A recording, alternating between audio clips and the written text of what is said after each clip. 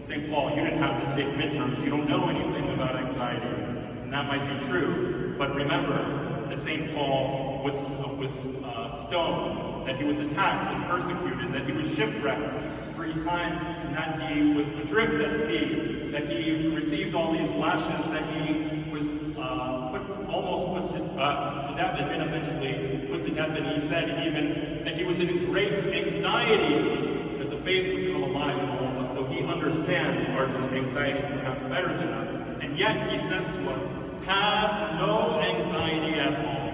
And what's great is he tells us the key to being free of all anxiety. He says, in everything, by prayer and petition with thanksgiving, make your requests known to God. This is the secret. Prayer with a mix of thanksgiving and petition. First, that we have to pray, thanking God for all the gifts he's already given us, all the way he has blessed us, all of our success already, and then make a prayer of petition, trusting that God will continue to hear and answer our prayers. But how can we ask for future things if we haven't been grateful for the past things that God has given us?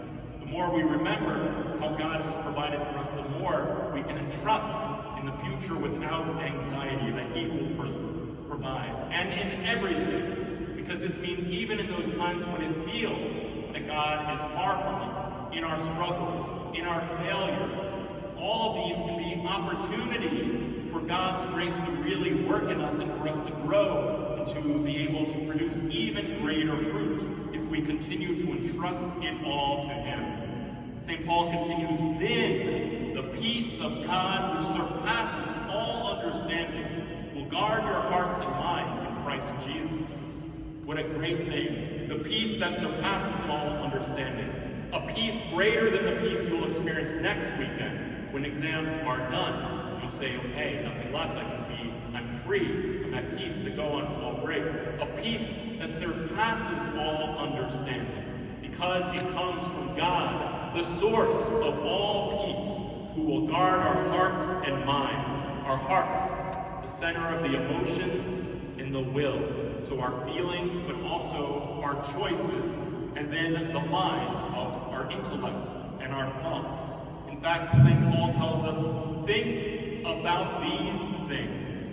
Whatever is true, whatever is honorable, whatever is just, whatever is pure, whatever is lovely, whatever is gracious. Do we spend our time praying with and thinking about these good things of God and holiness and in our life, or do we focus on the negative and our anxieties and our fears